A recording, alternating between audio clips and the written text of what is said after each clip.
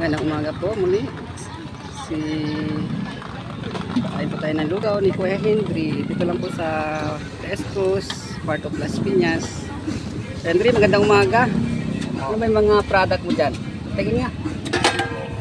Isaw ko, isaw at saka itlog. Opo. Pipili ka lang kung anong gusto. Saka yung Isaw. iloga mo, Henry. Iloga po. Pakibukas. Isaw. Ayan. 34 years na ito magtitinda. Naka-inspire po si Kuya Henry kasi po meron na po siya napatapos na accounting, teacher at saka engineer, Kuya Henry. Marine engineer. Marine engineer. Yan. Saka accounting. Opo. Congratulations po. Thank you. Sa sipag lang. Opo. Sipag at saka. At saka tiwala po, ano? Wala sa sarili. Ayan. Takot sa Diyos. Ayan. May takot talaga. Kasi Ayan. Opo. bawat trabaho mo, palagi siyang nasa una. Yes po.